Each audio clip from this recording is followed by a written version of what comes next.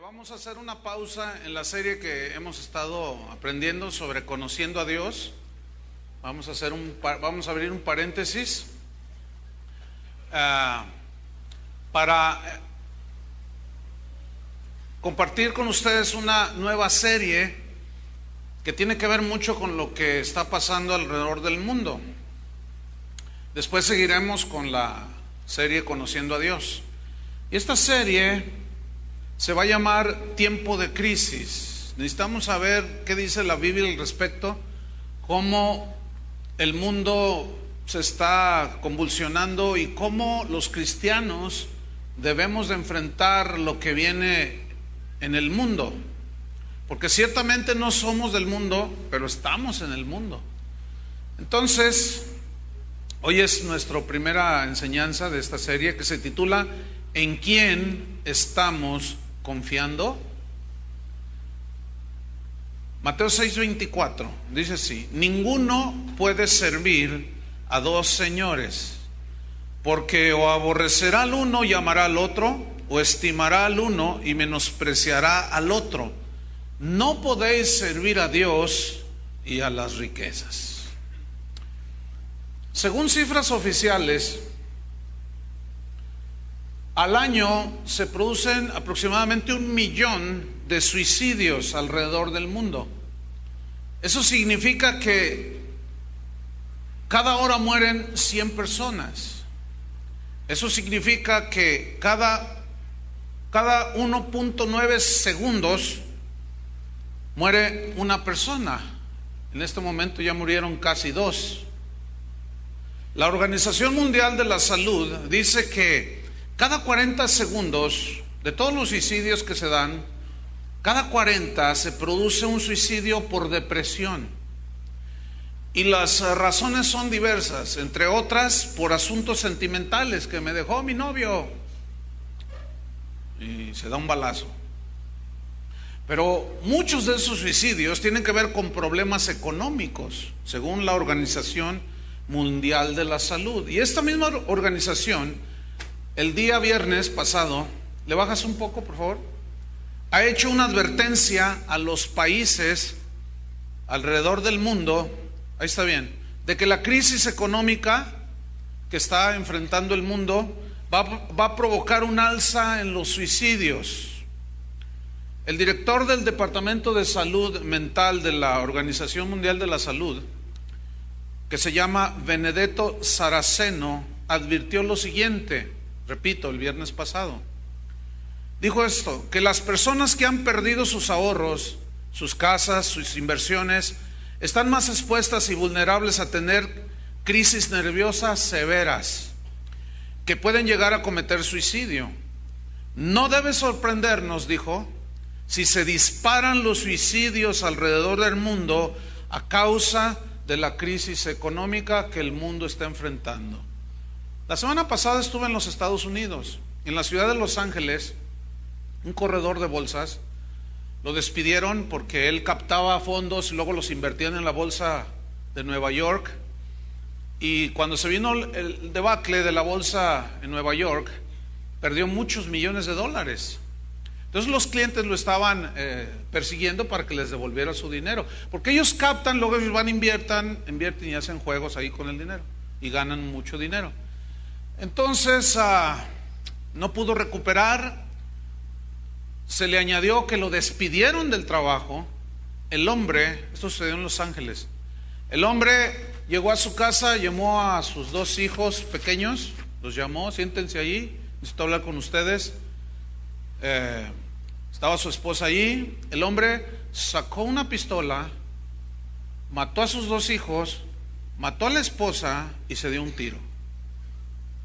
Eso sucedió hace casi 2 semanas en los Estados Unidos. El mundo entero ha entrado en una crisis que está llenando el corazón de temor, de inseguridad de los poquito más de 6,000 millones de habitantes que tiene este país, el mundo. Jesús dijo en Lucas 21:26 que los hombres iban a desmayar del terror en sus corazones, del miedo, de la inseguridad, cuando vieran las cosas que sucedieran en la generación de los últimos tiempos. Y indudablemente esta es la generación de los últimos tiempos. El corazón de los hombres desfallecerá de temor, de la inseguridad. Y entre esos 6,000 millones de habitantes alrededor del mundo, se calcula que hay 2,000 millones de cristianos. De esos, quién sabe cuántos serán nacidos de nuevo. Definitivamente la cifra baja muchísimo. El asunto es que entre estos millones de cristianos va a haber muchos de ellos que no van a saber enfrentar esta prueba, este tsunami económico que va a arrasar con todo, y no van a saber cómo enfrentar la prueba que se viene sobre este mundo. No que se viene, que ya está hundido este mundo. ¿Quiénes serán los que no podrán soportar la prueba? La respuesta la tiene Jesús. Él dijo: todo el que me oye estas palabras y las hace, le compararé a un hombre prudente. Estoy en Mateo 7. Le compararé a un hombre prudente que edificó su casa sobre la roca. Y vinieron los vientos, y vinieron los ríos, los huracanes, y dieron con ímpetu contra aquella casa, pero no cayó porque estaba fundada sobre la roca. Eso significa que los cristianos que durante los últimos años han fundamentado su vida espiritual en la palabra de Dios, esos van a permanecer. Pero los que oyen y no hacen, los compararé a un hombre imprudente, insensato, tonto, que edificó su casa sobre arena, y vinieron, escuchen, los mismos vientos, el que le pega al justo y al injusto, al santo y al no tan santo, y al impuro, al bueno y al malo, al pobre y al rico. Le dan los vientos huracanados. Y como dieron con ímpetu esos vientos, pero estaba fundado sobre la arena, cayó, dice, y grande fue su ruina. Jesús da la respuesta de una manera muy sencilla. En los próximos años se va a saber quiénes son los verdaderos cristianos, porque no todos van a saber enfrentar lo que se viene alrededor del mundo, lo que ya, repito, estamos viviendo.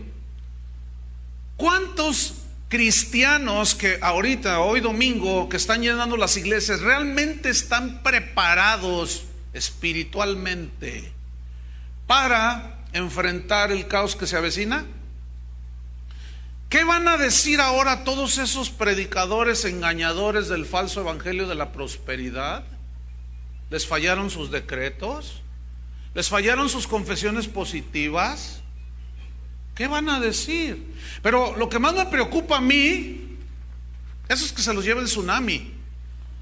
Lo que a mí me preocupa como ministro del evangelio es qué van a hacer todos aquellos hijos de Dios que siguieron a estos falsos maestros. ¿Qué van a hacer? ¿Cómo van a enfrentar los tiempos difíciles que se avecinan? Cuando el amor de muchos se enfriará. ¿Por qué se va a enfriar? Porque nunca estuvieron cimentados sobre la roca.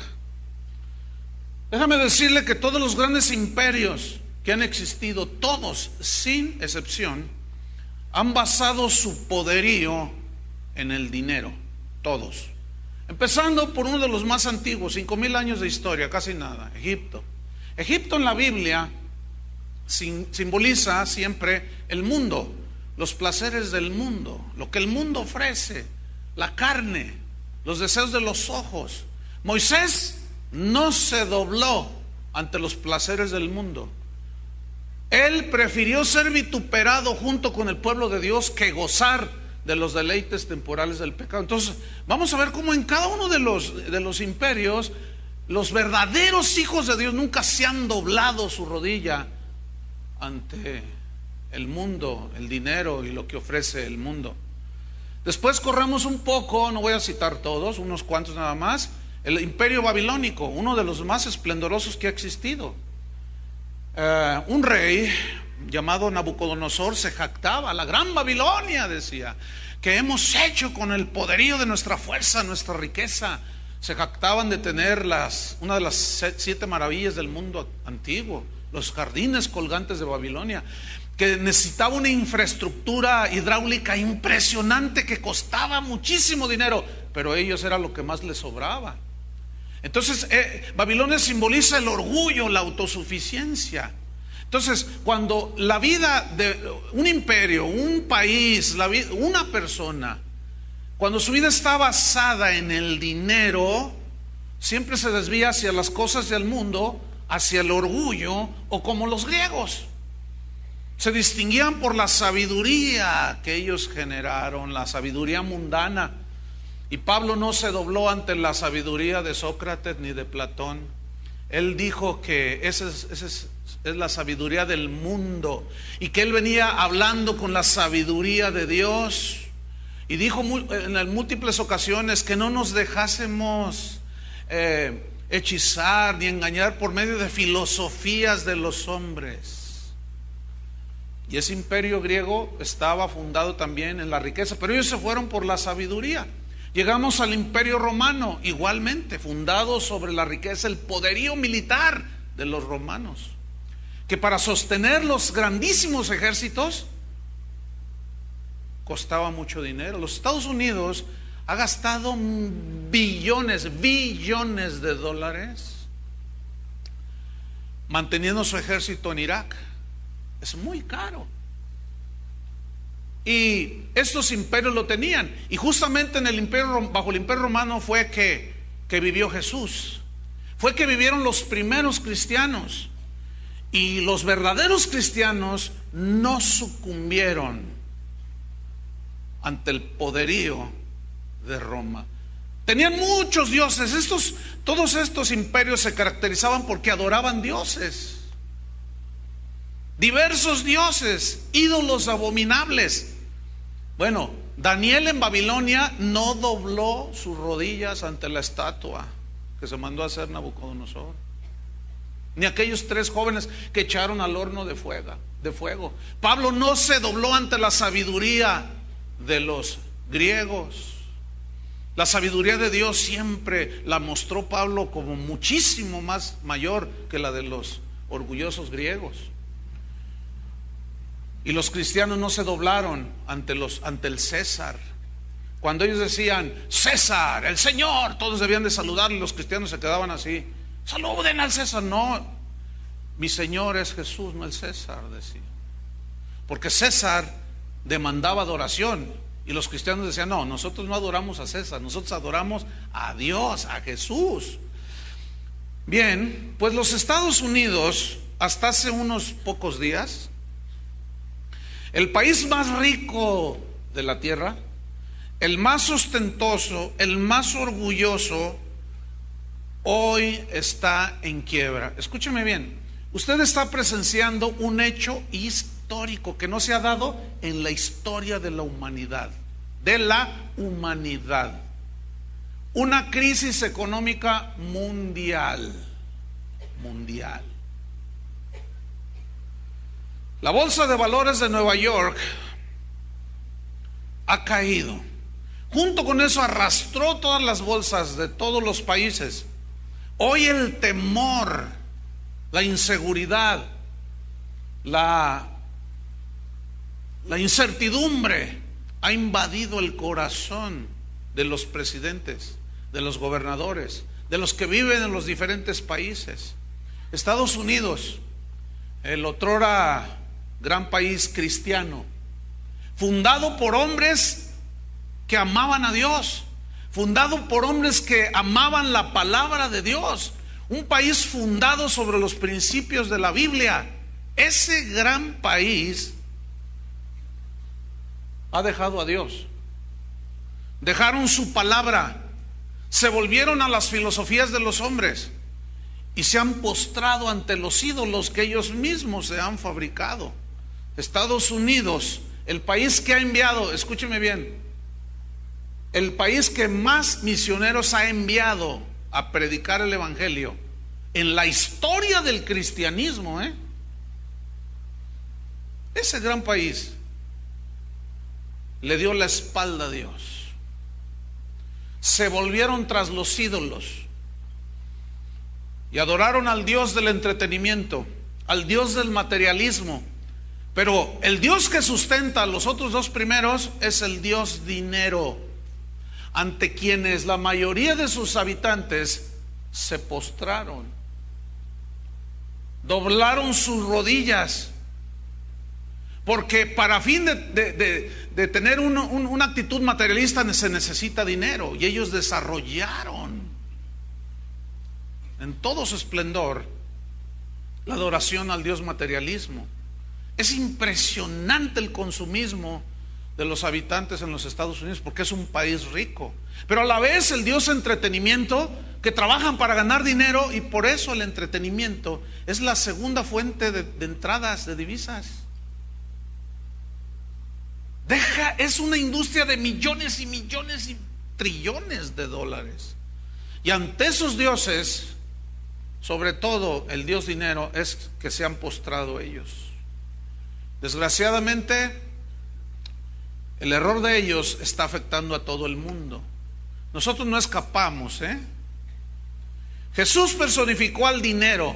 Esto es muy importante, ponga atención. Jesús personificó al dinero como un señor, como un Dios que puede gobernar los corazones de las personas. Vamos a estudiar Mateo 6:24. Vaya allí conmigo. Dice así: ninguno puede, vamos a desmenuzar este versículo, ninguno puede servir a dos señores. Ok, el vocablo ninguno significa ni uno solo, ni tú, aunque te creas muy sabio, ni yo, ni nadie, dijo Jesús, ni uno solo puede. Es decir, esa es una imposibilidad, no existe eso. Ninguno puede servir a dos señores. El vocablo servir en el griego se tradujo de una palabra griega, douleo, de donde se deriva a su vez la palabra doulos, que se traduce en nuestras Biblias por esclavo. Pablo decía que él era esclavo de Jesucristo.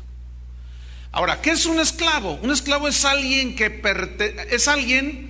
pertenece a alguien, ¿sí?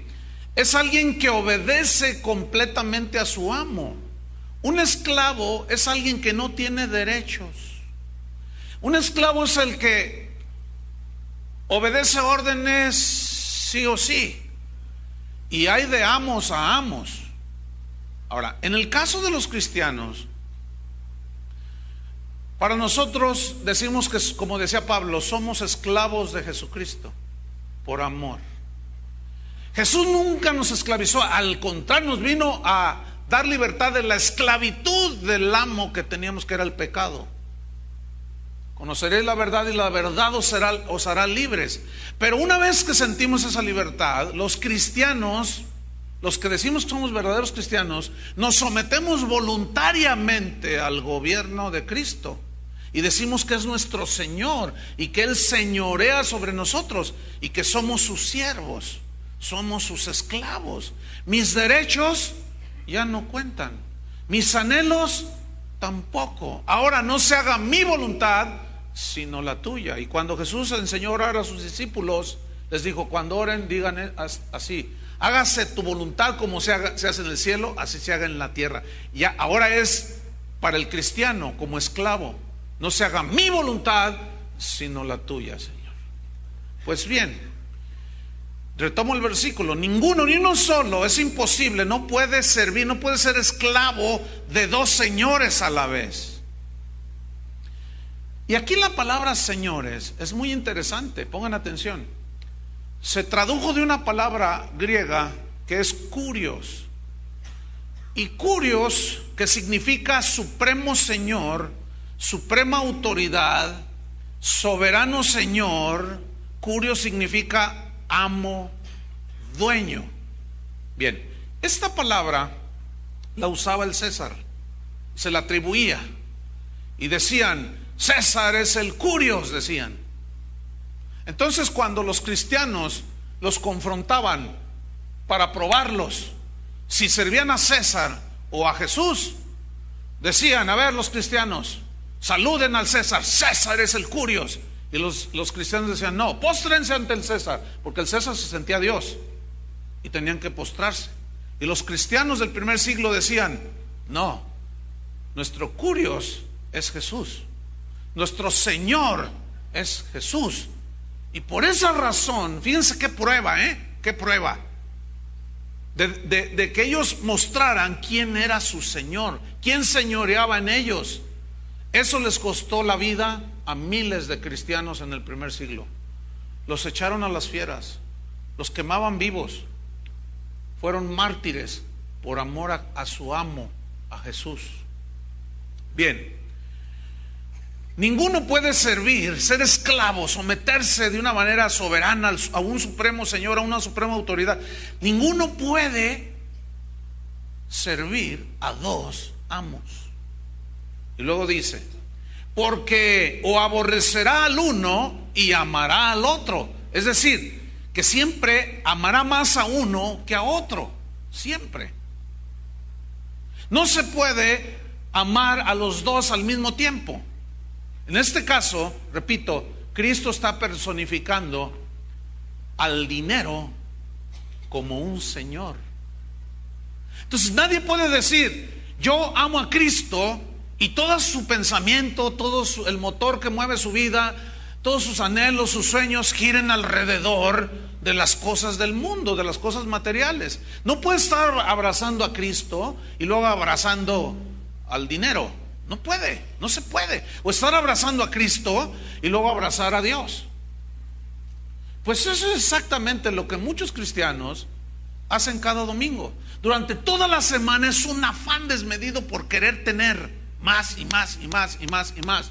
Pero los domingos llenan las iglesias y sueltan un poquito al otro Dios y se vienen a adorar al que muchos dicen que es su Señor. Pero la pregunta es, ¿cuántos realmente adoran al verdadero Dios? ¿Qué Dios es el que estamos adorando, hermanos? No solo les pregunto a los que están en este auditorio, a tantos cristianos alrededor del mundo que están escuchando en este momento esta enseñanza. O estimará al uno, sigo ahí en Mateo 6:24, o estimará al uno o menospreciará al otro. El vocablo estimar se tradujo del griego antejomai, que es muy interesante, hermanos, pongan atención. Significa sostenerse, aferrarse, adherirse a alguien con toda su fuerza. Entonces dice, ninguno puede servir a dos amos. Siempre va a amar uno más que al otro. Se va a aferrar más a uno que a otro. Se va a adherir, se va a abrazar y se va a sostener más siempre a uno que a otro. Pero luego dice, y menospreciará al otro. Este vocablo menospreciar, catafroneo, significa tener en poco, quitarle valor, quitarle importancia. Entonces, ¿cómo se entiende? Se entiende de esta manera. En quien tú estás confiando, si es en Dios o las riquezas, es de quien te vas a aferrar, de quien te vas a sostener, de quien te vas a agarrar. ¿Sí? Por ejemplo, si tú te aferras a Cristo, abrazas a Cristo, te abrazas de la cruz, amas su palabra, ese hecho de sustentar y de edificar tu vida en Cristo, inevitablemente despreciarás, ¿qué? El dinero. No lo vas a tener como un ídolo, como un Dios, porque Pablo dice que la avaricia es idolatría. Fíjate, entonces ya está poniendo como un ídolo. Pero si tú te abrazas del amor al dinero, a las riquezas, al deseo de tener más, y te aferras y lo abrazas y cimentas tu vida cada día en ese Dios que te agarras, ¿qué estás haciendo con Cristo? Lo estás menospreciando. Lo estás rebajando de importancia y de valor. Entonces, ¿cómo está la balanza, hermanos? Espero que esté a favor del que murió en la cruz por nosotros. Ahí es donde muchos cristianos van a ser probados en estos próximos años. Ahí es donde se va a ver realmente quién estuvo edificando los últimos 10 años o 5 años de su vida. Porque de quien estés agarrado es el que te va a sostener. Nada más que quiero decirles que el dinero ya cayó como ídolo. Y ahí es donde muchos cristianos no van a pasar la prueba. Se las van a ver muy mal. Todavía le añadimos a eso a que los predicadores de la susodicha prosperidad les atizaban todos los domingos durante los últimos 20 años de que Dios no quiere que sufras, Dios quiere que seas rico, reprende el demonio de escasez, vive como hijo del rey. A ver qué hacen ahora, Ahora yo he hecho una promesa. Yo no me voy a burlar de su desgracia, porque no me voy a poner al nivel de ellos. No, pero ¿saben una cosa? Dios va a sacudir el mundo, hermanos. Y el que esté fundado, si tú en ese sacudimiento, si tú estás aferrado a Cristo, que vengan los vientos que sean, tú vas a salir adelante. Pero si no, ay, hermano. Entonces dice, no podéis servir a Dios y a las riquezas. No podéis servir a Dios y a las riquezas. Una paráfrasis de lo que acabo de enseñar. Ni uno solo puede pertenecer a dos amos. Ni uno solo. No puede pertenecer a ambos y obedecer a los dos. Es imposible. Porque siempre va a amar más a uno que a otro. Siempre te vas a agarrar y a sostener, te vas a adherir más de uno que de otro. Siempre le vas a dar más importancia a uno que a otro. Le vas a dar más valor a uno que a otro. Pero no puedes servir a Dios y a las riquezas al mismo tiempo. La pregunta es, ¿a quién estamos sirviendo? ¿En quién estamos confiando? Es importantísimo pues notar que Jesús está diciendo, pongan atención, que las riquezas, el dinero puede ser un Dios, que el dinero puede ser un señor, porque Jesús dice, no puede servir a dos señores. O sea, él como señor y al otro señor don dinero. Y aquí está él haciendo esta personificación del dinero como un señor, como un amo que controla las vidas de las personas, como un Dios que gobierna, que hace lo que su siervo, lo que le dice a su siervo. Ahora bien, la palabra que Jesús usó para referirse a las riquezas es una palabra que debo de hacer una explicación muy breve. La palabra que se traduce aquí, que usted lee aquí, no puede servir a Dios y a las riquezas. La palabra riquezas es una palabra de origen arameo. Bueno, esta palabra de origen arameo coincide, escúcheme bien, solamente, única y exclusivamente con la idiosincrasia del pueblo mexicano. Coincide con una palabra que para los mexicanos es una palabra vulgar, que usa la gente vulgar. Pero escúcheme bien, esta palabra que viene del hebreo y tiene su equivalente en el hebreo también, no tiene que ver absolutamente nada, absolutamente, con el vocablo que Jesús usó. Es un vocablo que ahorita les digo cuál es, pero les tengo que dar esta explicación. Para los que están escuchando en otras partes del mundo, no tiene ningún sentido como con nosotros. Cada pueblo y nación tiene sus expresiones propias. Bueno, la palabra a la que me estoy refiriendo es la palabra mamón.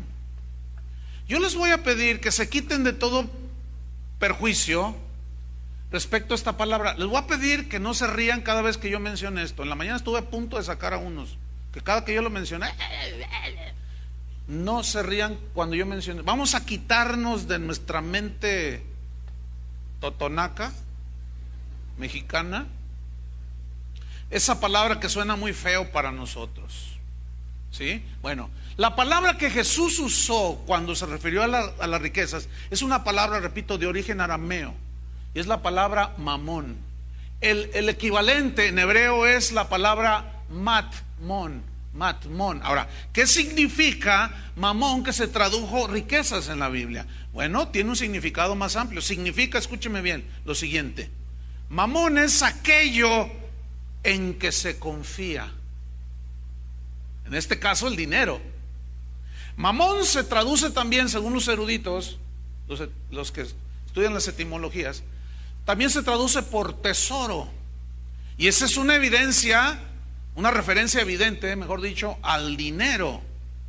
También significa el beneficio que se puede obtener en dinero, la utilidad que se puede obtener en dinero cada vez que se piensa en ganancias. Todo eso significa mamón. Pero todavía más, mamón evoca sobre todo la confianza que se deposita en el dinero. Evoca la seguridad que le da el que posee el dinero o el que quiere dinero. Es decir, yo quiero dinero para sentirme seguro, dice, para asegurar mi futuro, dicen ellos. Entonces fíjense cómo cobra mucho significado. Y mamón también evoca el éxito económico que todo mundo que pone un negocio desea. Evoca eso. Y los antepasados, desde los babilonios, los fenicios, ellos adoraban a Mamón. Fíjense qué interesante. Entonces, cuando Jesús viene, se para enfrente de sus discípulos y les dice: no pueden servir a dos señores ustedes. Dos señores, dijeron. Entonces, cuando él usa y dice: no pueden servir a Dios, no me pueden servir a Dios y a Mamón. Cuando ellos escucharon esa palabra, dijeron, entendieron perfectamente: el dinero, pero el dinero es un Dios, es un Dios en quien se pone la confianza. ¿Están comprendiendo? Ahora, pregunta: ¿quién está gobernando y señoreando en el mundo? Porque curios, que se tradujo por Señor, significa soberano Señor, el que da las órdenes y los demás obedecen. Suprema autoridad, no hay otra encima de él. Supremo Señor. Pregunta: ¿quién está gobernando, señoreando en el mundo? Fíjense la pregunta: ¿quién? ¿Dios o Mamón? ¿Cuál sería la respuesta? Díganlo con libertad. No hay duda de que es ese Dios el que está gobernando las mentes y las vidas de millones de seres humanos aquí en la tierra. Mamón efectivamente es el señor de este mundo, nada más que ya les falló, como aquel dios Moloch que pusieron junto al arca que traían los israelitas, que simbolizaba la presencia de Dios. Habían capturado el arca los filisteos y la pusieron junto a su ídolo en su templo, y era un monote así bien feo, de bronce, que le ofrecían sacrificios, y la pusieron enfrente, y al siguiente día amaneció caída así de boca. Y dijeron: ay, ¿quién tumbó nuestro ídolo? Y lo volvieron a levantar, y al otro día volvió a caer. ¿Saben por qué? ¿Qué significa eso? Que Dios no tolera otros dioses enfrente de él. Dice en Éxodo: yo soy un Dios fuerte y celoso. Pero no son los celos humanos, Cuando dice que Él es celoso, es que Él no acepta ningún otro Dios en la vida de su pueblo. En la de los pueblos alrededor del mundo, pues esos adoran 20,000 dioses. Pero en los hijos de Dios, Dios no va a permitir absolutamente ningún otro ídolo. Por eso es que hoy Dios ha tirado de boca al Dios Mamón y ha arrastrado a muchos hijos de Dios. Me enteré que un famosísimo cantante de la farándula cristiana tenía sus inversiones en la bolsa de Nueva York. Fíjense, ganan tanto dinero esos tremendos que tuvo que invertirlo en la bolsa de valores de Nueva York. Esperemos que no se pegue un tiro ese hermanito. Después de que se quedó sin nada, se le esfumó todo. Perdió lo de todas sus corrupciones que hizo. Increíble.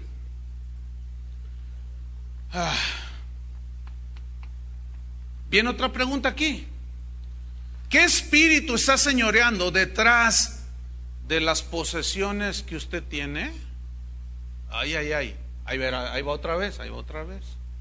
¿Qué espíritu es el que está gobernando y señoreando detrás del dinero que usted tiene?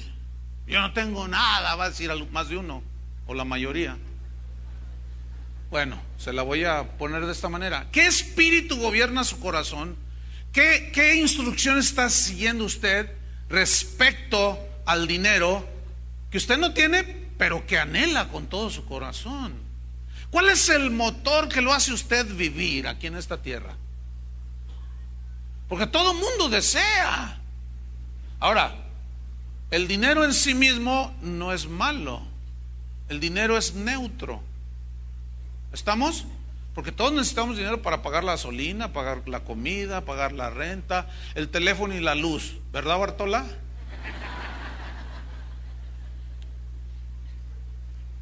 Pero con ese dinero que yo puedo recibir, puedo ir y comprar comida y ropa para mi familia. Pero con ese mismo dinero puedo contratar un sicario por internet para que mate a mi enemigo. ¿Es el dinero el problema? No, es el dinero. El problema es el uso que yo le dé. Y eso tiene que ver con quién me gobierna en el corazón. Ese dinero que yo puedo comprar comida y vestido para mi familia es el mismo que yo puedo usar para ir y comprar drogas y meterme esas drogas. El problema no es el dinero, el problema es la actitud que yo tenga hacia el dinero. Dios no está en contra de las riquezas, hermanos. Dios está en contra de que el dinero lo hagas tu Dios. Ahí es donde muchos van a reprobar. Aquí es donde muchos en los próximos, este fin de año y el próximo, se las van a ver como nunca se las han visto. Porque toda su vida van a las iglesias, pero toda su vida se la pasaron acumulando, deseando, anhelando. El motor de su existencia era ese. No buscaron primeramente el reino de Dios y su justicia, para que luego el Señor les añadiera lo que le añadió a Salomón cuando le dijo: pídeme lo que quieras. Y él le dijo: dame sabiduría, dame un corazón sabio y entendido. No me pediste riqueza. No, dame un corazón sabio, Señor. Te lo doy, le dice. Y te doy lo que no me pediste, riquezas. ¿Ven? Dios no está en contra de las riquezas. ¿Y qué es lo que piden hoy durante los últimos 25 años los hijos de Dios? Casas, carros, dinero. Esas son sus oraciones. Se han postrado ante el Dios Mamón, pero ya se cayó de boca y se le rompió y está sangrando. Quedó como el caballo blanco que llegó a Tijuana. Ahí los que escuchan otro país, ahí se las debemos, lo que significa. Entonces, ¿qué espíritu está señoreando? ¿El espíritu de Dios o el espíritu de Mamón? Fíjate, ¿por qué? Porque en el caso tuyo, en el caso mío, nosotros somos dirigidos, dice la Biblia, que los hijos de Dios somos guiados por el Espíritu Santo y por la palabra, ¿cierto? Bueno, si en verdad somos guiados por el Espíritu de Dios, el Señor estará gobernando y cuidando, guardando nuestro corazón de la avaricia, ¿no es cierto? Pero si no es así, entonces ¿quién está gobernando? Mamón. ¿Saben quién es el predicador más famoso en los últimos 25 años en la iglesia cristiana? Mamón, con todo su séquito de ministros que se la pasaron hablando durante los últimos 25 años.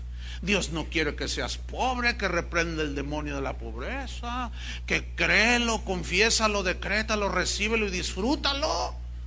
pero nunca te dijeron compártelo, y si había que compartir era con ellos. Malvados, siervos de Mamón.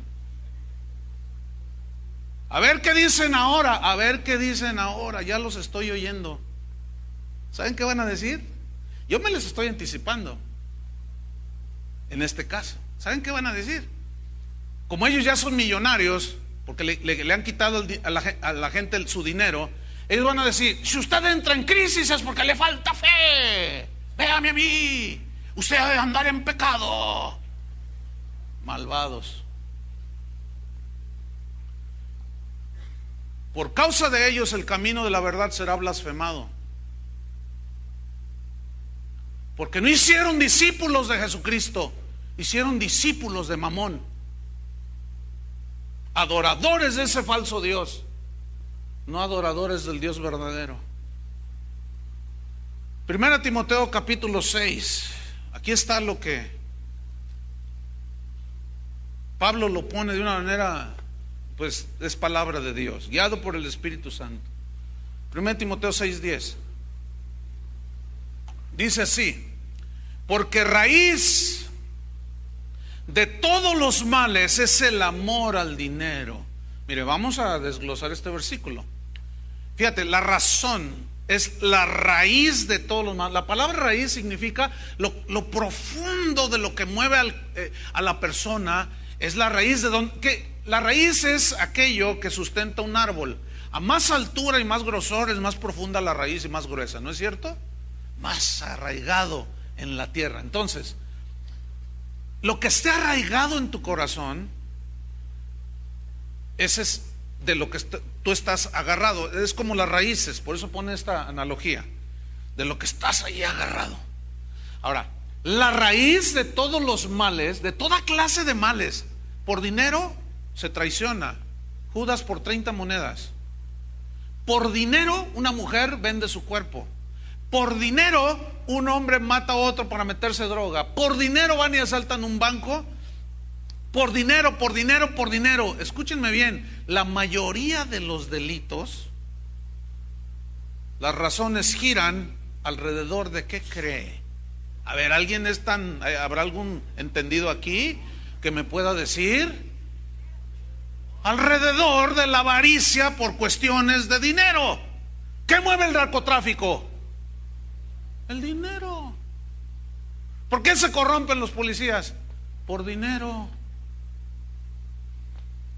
Dinero, dinero, dinero. Y ese Dios Mamón lo seduce. Entonces Pablo da en el blanco, guiado por el Espíritu de Dios, y dice: amados, la raíz de todos los males es el dinero. Así no dice, es el amor. Amor, amar. ¿Se acuerdan que Jesús dijo: no puedes amar a dos, vas a amar a uno y vas a menospreciar al otro? Es el amor, es la actitud, es lo que tú pienses respecto al dinero. Esa es la raíz de todos los males, el amor al dinero. Fíjate, el cual, o sea, el dinero, codiciando algunos. La palabra codiciar viene del griego orego, y orego significa extenderse hacia algo, una meta. Ahora, codiciar es siempre estar anhelando y extenderte de una manera persistente hacia algo. ¿Hacia qué? Hacia el dinero, hacia el querer tener más. Ahora, fíjate, el cual codiciando algunos. Ahora, pregunta, ese algunos que codiciaron, ¿dónde estaban? ¿Dentro de la iglesia o fuera de la iglesia? Dentro, porque aquí te lo dice. El cual codiciando algunos se extraviaron de la fe, se descarriaron, se desviaron, se torcieron de la fe. Y aquí fe significa del evangelio, de la palabra de Dios, de los caminos de Dios. Se extraviaron, se descarriaron y fueron traspasados de muchos dolores. La palabra traspasar habla de un objeto puntiagudo que te atraviesa el cuerpo. Se refiere a una espada. Así que te atraviesas de acá hasta acá, te sale por atrás. Y eso me imagino que duele, supongo. ¿Alguna vez a uno lo han cortado con una navaja? O tú cuando en la escuela que le querías sacar la punta al lápiz y que te acuerdas, unas gotitas y bueno, fíjate, dolor. ¿Por qué? Por codiciar. ¿Quiénes? Los que estaban metidos en la iglesia. Hace semana y media, estando en los Estados Unidos, un pastor me cuenta y me dice: fíjate, pastor, que en mi iglesia hay un hermano que Dios lo ha bendecido, dice. Ahorita está pasando un tiempo bien duro, me dice. Fíjate, él llegó de México, era un paisano aquí de la Morelos. Llegó hace 25 años a los Estados Unidos, bien trabajador. Fíjate, logró acumular 3 casas. El valor de las 3 casas llegaba a los $900,000, casi 10 millones de pesos, un poco más de los nuestros aquí ahora. En la casa donde él vivía tenía un valor de 450,000 y las otras 2, ahí se repartía el valor. Su casa, dice, yo la conocí, tenía alberca, estaba muy bonita su casa, un jardín hermoso. Pero un día llegó el hermano a principios de este año. Me dijo: pastor, dice, Dios me habló, yo soy hijo del rey. Fíjese que vi una casa que vale $1,5 millones. ¿Y qué vas a hacer?, le dijo el pastor. Pues voy a vender mis 3 casas. ¿Qué vas a hacer?, le dice. Voy a vender mis 3 casas porque soy un hijo del rey. Y has de haber oído hablar al magnate guatemalteco.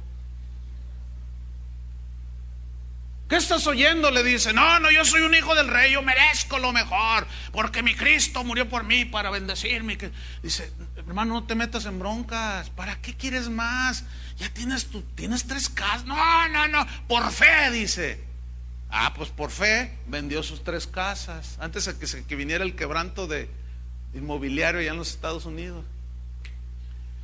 Lo dio $900,000 y adquirió una deuda de $1,5 millones. Y que se viene la quiebra. Dice: ¿sabes qué le pasó, pastor? La deuda aumentó de tal manera, lo mismo que pasó aquí en el 95, que debía más de lo que valía la casa. ¿Sabes qué pasó, pastor? Perdió todo. Ya no tiene la casa. Hoy vive en un departamentito de un solo cuarto. Habías de ver la carcacha en la que anda, pastor. Y el hermano llegó: ¿por qué, Dios mío? A ver, y Jesús se quedó impávido porque él no era su Dios. Dios mío, ¿por qué permitiste? ¿A cuál Dios le estaba orando? A Mamón le estaba orando. Porque era el Dios al que servía. Pero la ambición, fíjate, la ambición. No, pastor, Dios me ha fallado. ¿Qué culpa tiene Dios de tu ambición? Eso es lo más doloroso que va a suceder en estos próximos años. Supuestos cristianos que siguieron a todos estos falsos van a ver las que se van a enfrentar. A ver si es cierto que sus decretos funcionaron. Lo peor es que van a empezar a blasfemar el camino de nuestro Señor Jesucristo. Eso es lo más triste, hermanos, lo más doloroso. Traspasados de muchos dolores. Proverbios 11:28 dice así: el que confía en sus riquezas caerá. El que confía en sus riquezas caerá. Ahora, fíjate, Dios no está en contra de las riquezas. En Deuteronomio capítulo 8, no lo busquen, dice allí: mira, cuídate de no olvidar, cuando entres a la tierra que Jehová tu Dios te da en posesión, cuídate de no olvidarte de Jehová tu Dios. No sea que cuando se te multipliquen las casas, los campos, las ovejas, el ganado, te olvides de Jehová tu Dios. No te olvides de Él cuando la bendición, la prosperidad de Dios venga. O sea, que hay una prosperidad que Dios puede dar, pero hay un peligro siempre. Cuídate, le dice, de no olvidarte de Jehová tu Dios, porque Él es el que te da la sabiduría para trabajar la tierra, para hacer buenos negocios. Y Jehová tu Dios te puede bendecir. Fíjate que Dios no está en contra. Santiago lo pone de esta manera y dice, vamos todos aquellos que dicen: mañana iremos a tal ciudad y traficaremos y comerciaremos y ganaremos. Dice: jactanciosos, orgullosos, les dice Santiago. Más bien deberíais de decir: si Dios quiere, iremos y comerciaremos y ganaremos. Noten que Dios no está en contra de las riquezas y de multiplicarlas, sino de la jactancia que ya los cristianos del tiempo de Santiago decían: yo tengo el poder y yo voy y hago. No sean tan orgullosos. ¿En quién estás confiando? ¿En tu sabiduría? ¿En tu inversión? Vamos ricos, dice, y el óxido se coma sus riquezas, les dijo. Almas adúlteras, les dijo. Les habló bien duro, porque hay un peligro, hermanos. Sin embargo, Dios no está en contra de eso. ¿Entendieron el equilibrio? Ya después hablaremos un poco más sobre eso. Porque mira, te lo resumo en esto: a Dios hay que tenerlo en el corazón, y las riquezas en la mano. ¿Entendieron? Ahora, el que confía en sus riquezas caerá, dice ese proverbio. Ahora, la palabra confiar aquí es muy interesante. Es la palabra hebrea batak. Y batak, que se tradujo confiar, significa refugiarse. Entonces se lee así: el que se refugia en sus riquezas, ¿qué? Caerá, como Moloch. Pero también significa tener seguridad. Entonces, el que confía en que sus riquezas aseguran su futuro, va a caer. La prueba la estamos viendo. En la crisis del 95, un empresario muy famoso aquí en Guadalajara se rentó un cuarto en el Holiday Inn de allí de Plaza del Sol y se tiró al vacío, y dejó una carta diciéndole a su esposa que lo perdonara, y a sus hijos. Dejó unos hijitos jovencitos, que le perdonaran porque había tomado esa decisión, pero él no podía enfrentar la miseria, él no podía enfrentar la pobreza. De abolengo él había sido un hombre rico, pero sus inversiones en la bolsa de valores, perdió todo, se quedó en la miseria y se quedó endeudado. Yo no soporto eso, se tiró al vacío. Eso fue en 1995. Y los niñitos lloraban, yo recuerdo, lo tengo aquí presente, y decían: papá, nosotros te queríamos a ti, no al dinero. Y el torpe de ese hombre tomó la peor decisión. ¿Por qué? Porque se abrazó, se refugió en las riquezas. Ya no tuvo, sintió que no era nada. También confiar, batak, significa buscar tranquilidad. Fíjate qué interesantes significados. O sea, el que busca obtener tranquilidad y segura en las riquezas, ¿qué? Caerá. Por eso Jesús dijo: hijitos, no se hagan tesoros en la tierra, donde el óxido corrompe las cosas, y donde ladrones se llevan tu carro cuando salgas del servicio, ya no está tu carro. No, aquí seguido se roban los carros de usted. ¿A cuántos han robado aquí afuera el carro? 1, 2, 3, 4, 5, 6, 7, 8, no sé, 725. Pero fíjate, yo he visto las dos reacciones. Unos: ay, me robaron el auto. ¿Qué auto era? Pues estaba nuevo, hermano. ¿De veras? Y bueno, pues gloria a Dios, ya me dará otro el Señor. No, pues gloria a Dios.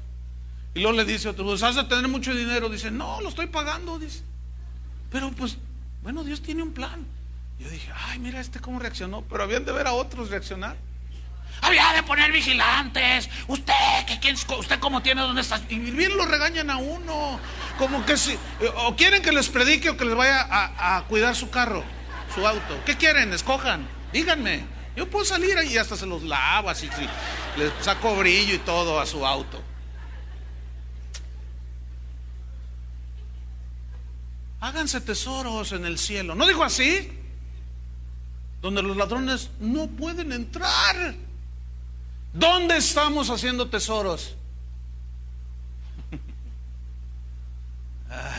Ayer les dije: ay, cómo quisiera tener una cámara fotográfica para tomarla. Y miren, dije: mañana me traigo una. Y se me olvidó. Y luego dije: en el tercero reunión con mi celular les voy a tomar fotos para que vean las caras que tienen. Pero también se me olvidó. Porque algunos son así, otros están.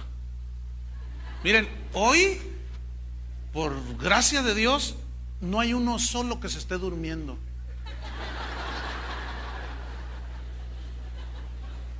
Y yo sé por qué, porque estos sí les va a calar. Y ahora sí dicen, ay, vieja, no te duermas, tú eres el que no te duermes, viejo, le dice. Entonces, el que busca refugiarse, encontrar su seguridad y tranquilidad en el dinero, caerá. Aquí está el mayor engaño: creer que el dinero te puede dar felicidad. Ese es el engaño favorito del diablo, hermanos. Hacerte creer que el dinero te da felicidad. Si así fuera, ¿por qué hay ricos que se suicidan? Fíjate, los pobres anhelan el dinero y no lo tienen, y roban, y tranzan, y alteran las notas, porque quieren tener más, porque creen que eso les da mejor seguridad, etcétera, sentido de valor. Y los que lo tienen no lo pueden disfrutar. ¿Sí o no? Hoy secuestran a los ricos y a los no tanto también. La cosa está dificilísima, hermanos. Hoy te matan por un celular. Y todavía, aún así, como dice el dicho aquí en México, ves la tempestad y no te hincas. O sea, muchos cristianos siguen jugando con el Señor, pero ya se les llegó el tiempo de ser probados. Realmente, ¿quién gobierna su corazón? ¿Saben cómo va a ser el asunto? Va a ser como cuando un transatlántico se parte a la mitad y tú que vas ahí adelante, y de repente, ¡zas! Ahí en ese momento, sálvese quien pueda, dice el capitán. Dice, sálvese quien pueda. Ayúdenme, ayudadme, aunque grites en cristiano, ayudadme.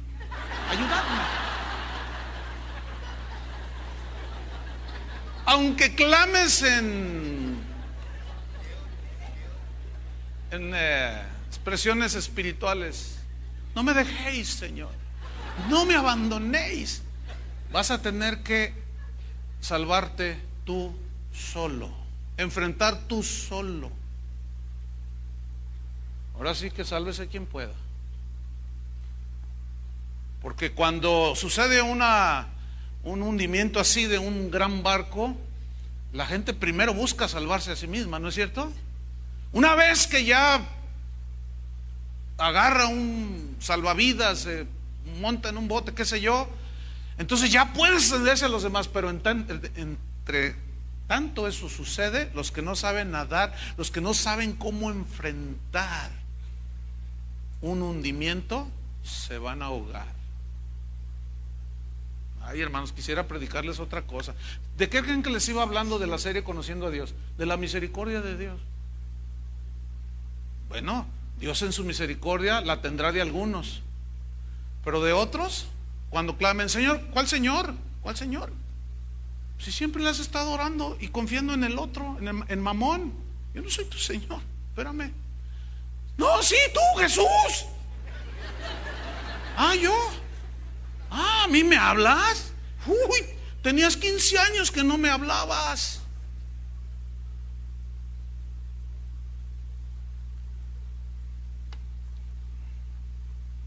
Ay, Dios. Agarren sus salvavidas, hermanos. Aquí está el mayor engaño entonces. Mamón ha engañado al mundo y desgraciadamente a millones de cristianos. Mamón ha dicho al oído de muchos cristianos: si tuvieras más dinero, vivirías más seguro, tu familia estará mejor. Y luego se pone espiritual Mamón, ¿no? Y te dice al oído: darías más para la obra de Dios. Mentiras, no es cierto. Los engaña. Yo personalmente hablé con en aquel entonces un joven desconocido. Hoy es un magnate eclesiástico que hasta jet privado tiene. Yo hablé con él porque él me preguntó qué opinaba yo respecto a que la iglesia debería de ser manejada como un negocio. Yo le dije: ¿de dónde sacaste eso tú?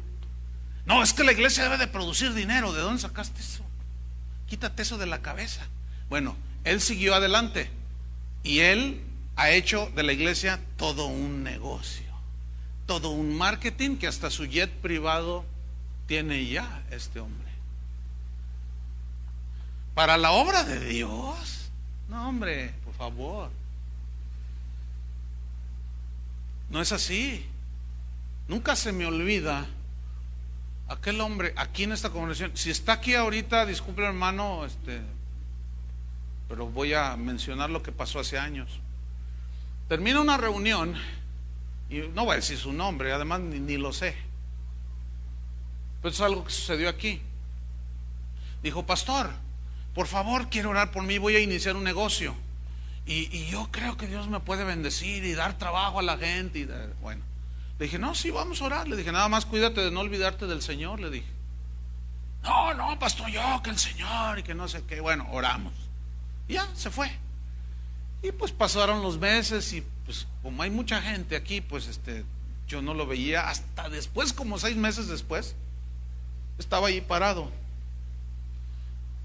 Terminé de compartir y me saluda: pastor. Le digo: hola, ¿cómo estás? Oye, ¿cómo te ha ido? Le dije. Me dicen: ay, hermano, Dios me ha bendecido tanto, ya tengo 3 sucursales. No me digas, ¿se acuerda que yo le dije que empecé con una camionetita de esas Nissan chiquitas y hoy tengo una flotilla de Dodge Rams? Es un modelo de pickup y se trae en su caseta. No, Dios me ha bendecido. Le dije: oye, ya no te he visto en la iglesia, hermano. ¿Hace cuánto que no venías? No, bueno, hermano, tengo que atender los negocios, tengo que... ¿eso es bendición? Pregunto, ¿eso es bendición? ¿O te olvidaste de Jehová tu Dios?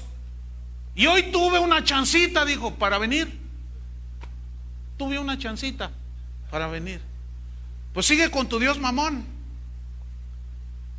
porque lo que se viene ahora, a ver quién te saca de ahí. Pero eso te aseguro, mamón no va a poder, porque es el que se fue de boca. Fíjense qué necios somos. Fíjense cómo somos, hermanos. Sin embargo, decimos que adoramos a Dios, que somos seguidores de Jesucristo. Oh, cuánto engaño de ese Dios falso. Eres hijo del rey, mereces la mejor casa, el mejor auto, compra. Por fe, dice. Esa es la frase favorita del diablo.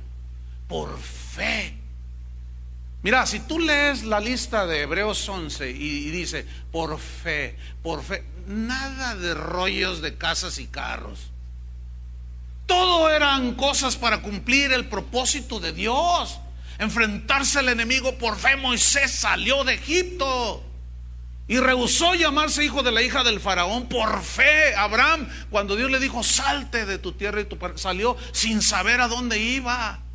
Por fe Noé preparó el arca. Por fe Sara recibió a su hijo, era estéril. Por fe. Y ahora dicen por fe ahora que su fe lo salve. Esto que voy a contar pasó aquí en el 95, en la crisis del 95. Una señora había quedado viuda, había venido de otra ciudad, pero parte de los bienes que ella recibió estaban aquí en Guadalajara.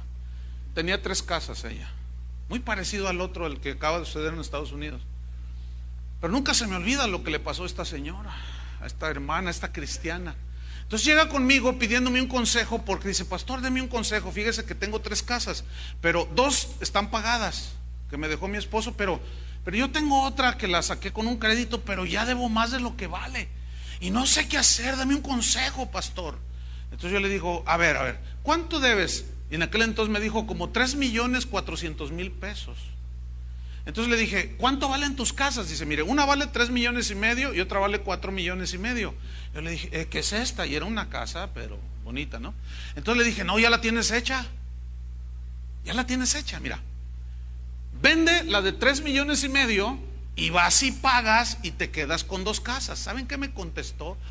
No, tanto que mi esposo batalló para dejarme segura y ahora que murió, ya que tengo, no, ¿cómo voy? No, yo por fe, dice, por fe voy a tener las 3. Le dije: mira, Tú sabes que yo no creo en eso de que por fe casas, pero si por fe pides otras cosas que no, ¿por qué tiene que ser eso siempre la fe? Reducir todo la fe a esas cosas.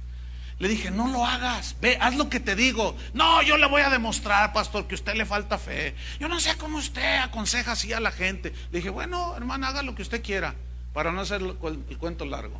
¿Qué creen que pasó? Por fe perdió las 3 casas.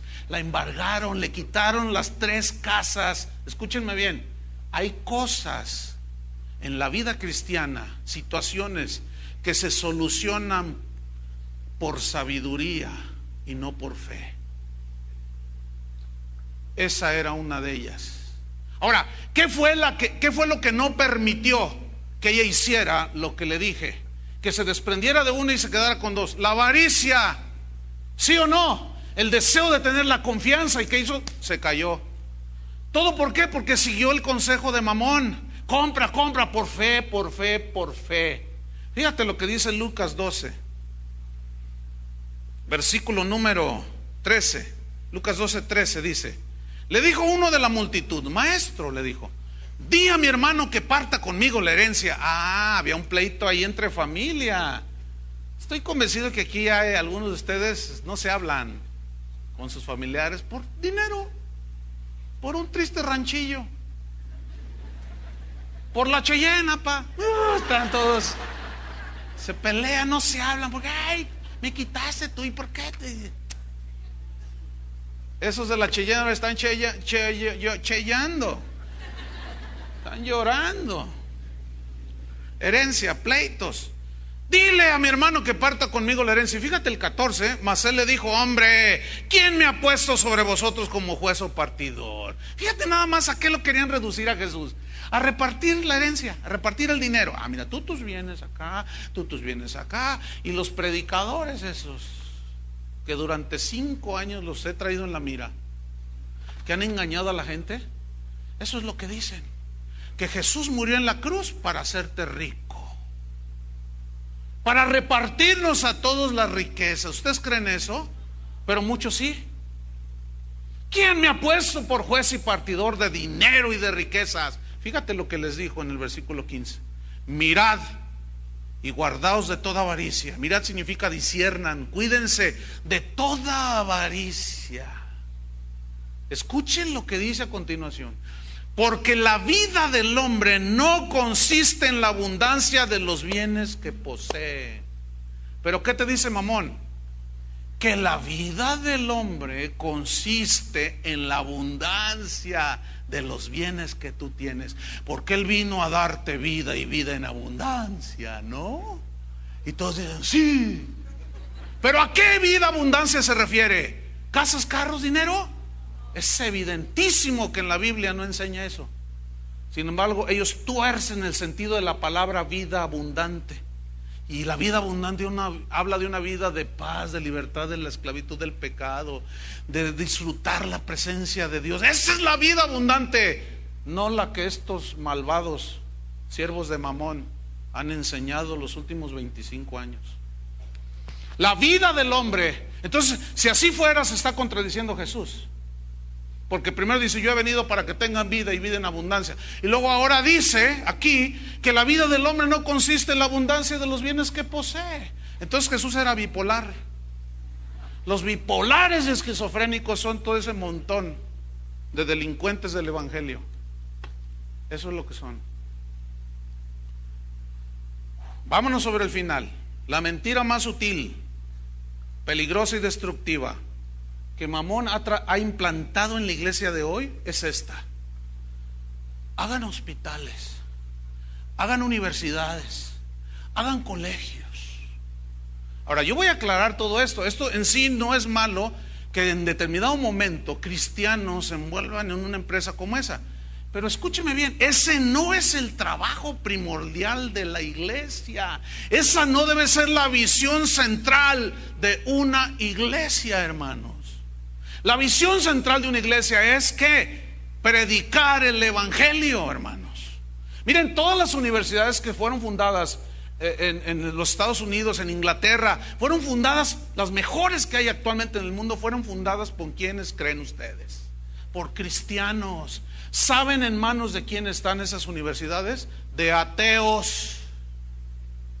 Hospitales, para no irnos lejos, el Hospital México Americano, aquí en Guadalajara, fundado por cristianos bautistas, con la visión de ayudar al pobre, es de los más caros en Guadalajara. ¿Dónde está la visión que supuestamente tenían para ayudar? Los colegios, un colegio cristiano, para que nuestros hijos no los contamine el mundo. Suena bonito. Pero colegios cristianos cobran como si fueran de la Autónoma de Guadalajara. ¿Dónde está entonces? ¿No se supone entonces que si son colegios cristianos debería de ser, si no gratis, cuando menos con cuotas módicas y con buenos maestros y titulados? No como suelen hacer las escuelillas cristianillas, que tienen gente que no son ni titulados. Y el mundo está metido ahí. Se ha desviado totalmente, hermanos. Ese es el peor engaño de Mamón. Déjenme ilustrarles cómo la Biblia apoya lo que estoy diciendo. Pedro y Juan fueron al templo a hacer un concierto. ¿Así dice? No, perdón, dice que fueron a orar. Ok. Entonces, había una persona que estaba pidiendo dinero. Yo imagino a San Pedro organizando un concierto cristiano, ¿no? Bueno, entonces ellos van entrando y está un hombre cojo de nacimiento pidiendo dinero. Denme dinero, tengo hambre. Entonces Juan le dice: oye, ¿qué te parece si abrimos un comedor para darle? Y Pedro: no, mejor un hospital de trasplantes, para trasplantarle a no tiene piernas, y a ver si le podemos. ¿Supieron que hace poco le trasplantaron a un hombre que había perdido? La ciencia es impresionante. Pero Pedro dice: pues un hospital. Así dijeron, así razonaron. No, fíjate lo que dijeron. Dice: bueno, míranos a los ojos, le dijo. Y aquí estaba el otro con la mano extendida, esperando recibir algo, dice ahí en Hechos 3. Y entonces Pedro le dice: mira, plata ni oro tenemos. Las iglesias de hoy tienen mucha plata y no tienen a Dios. Plata ni oro tenemos, pero lo que tenemos te lo vendemos. ¿A poco crees que es gratis? Sí, como no. ¿Quieres saber más de esto? $50 la entrada. ¿A poco? Hoy un cantante famosísimo abrió una iglesia, fundó una nueva iglesia y le puso precio a la entrada. Es el colmo de los colmos, hermanos. Plata ni oro tenemos, pero lo que tenemos te damos. Hoy no se da nada. Hoy se vende todo. Se venden los milagros, se vende la salvación, todo se vende. Los cristianos, hermanos, dar de gracia lo que recibimos de gracia. Pero entonces allí la pregunta es: si no tenían dinero, ¿qué necesitaba ese? ¿Necesitaba dinero o a Dios? A Dios. ¿Qué necesita la iglesia de hoy? ¿Más dinero o más de Dios? ¿Qué necesita el mundo? ¿Más dinero y que se salven sus finanzas o a Dios? Este mundo ya no se va a levantar hasta que venga el anticristo, porque se tendrá fundamentado su imperio mundial sobre las riquezas. Mire qué cosas. Termino, hermanos. Mientras que Mamón ha predicado todo eso, fíjate lo que dice Dios. Nada más escuchen. Pero gran ganancia es la piedad acompañada de contentamiento, porque nada hemos traído a este mundo y sin duda nada podremos sacar. Así que, teniendo sustento y abrigo, estemos contentos con esto. Estos son tiempos de esto, hermanos, Porque los que quieren enriquecerse caen en tentación y lazo, y en muchas codicias necias y dañosas que hunden a los hombres en destrucción y perdición. Porque raíz de todos los males es el amor al dinero, el cual, codiciando, algunos se extraviaron de la fe y fueron traspasados de muchos dolores. Mas tú, oh hombre de Dios, le dice Pablo a Timoteo, huye de estas cosas. Huye. Eso dice Dios. Sigue diciendo Dios a través de la boca de Pablo y de la vida de Pablo: No lo digo porque tenga escasez, pues he aprendido a contentarme, cualquiera que sea mi situación.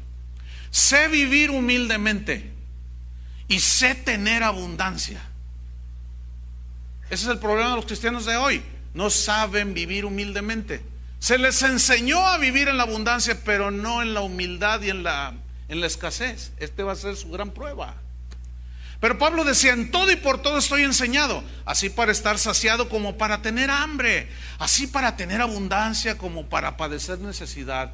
Todo lo puedo en Cristo que me fortalece. Y ese versículo ha sido tan manoseado, hermanos. Pero ese todo lo puedo en Cristo que me fortalece se refiere a saber vivir en la abundancia y en la escasez. Pero no todos van a poder. A ver si es cierto que todo lo pueden en Cristo. A ver si es cierto. No van a poder porque nunca les enseñaron a vivir en la humildad, en la escasez. Y ahora que se viene, a ver qué van a hacer. Eso dice Dios.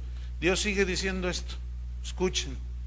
Mejor es lo poco con el temor de Dios que el gran tesoro donde hay turbación. ¿Mejor es qué? La tortilla con los frijoles y el chile o el ají en Sudamérica. Mejor es. Y sigue diciendo: mejor es adquirir sabiduría que oro. Mejor es la inteligencia porque vale más que la plata. Mejor es.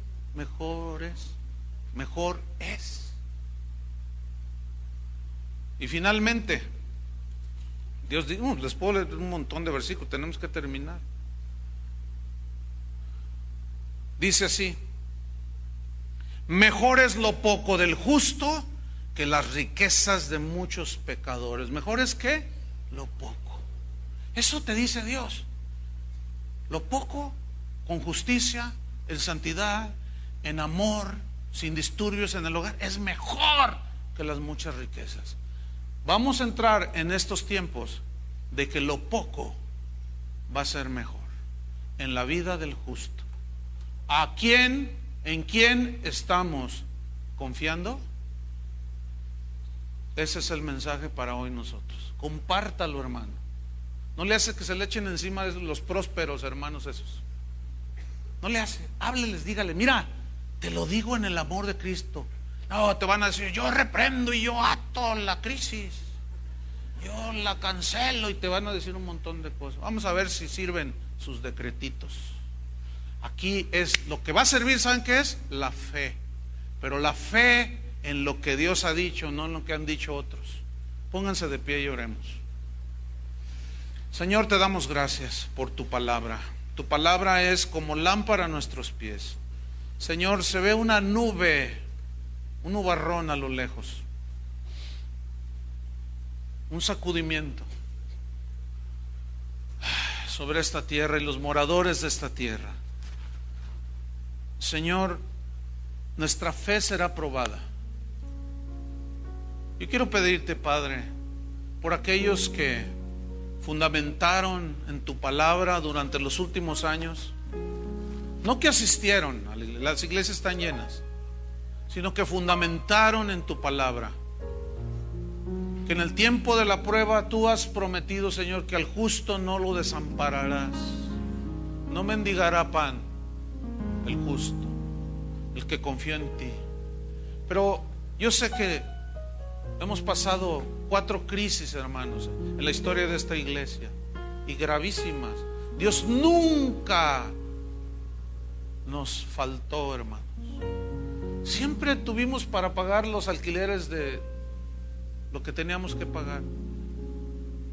Ciertamente se redujo las salidas a un restaurante, dejamos de hacerlas. Ahora sí que nos amarramos el cinturón.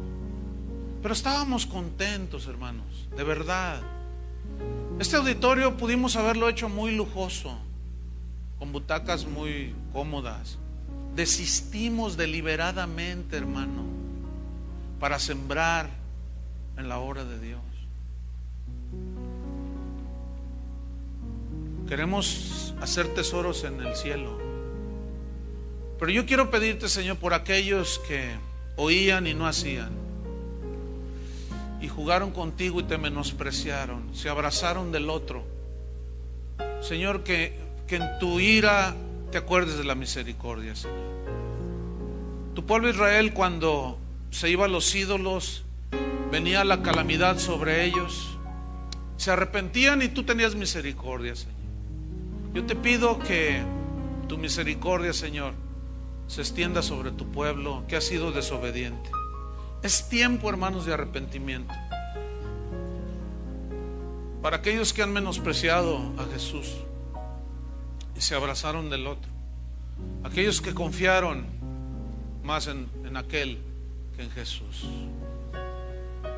Es tiempo de arrepentimiento, de ayuno, de oración, porque las cosas, hermanos, no pintan bien. Jesús nos lo advirtió, nos lo dijo, hermanos. No podemos hacernos los que yo no sabía. Que Dios nos ayude, hermanos, en el nombre de Jesús. Que Dios les bendiga.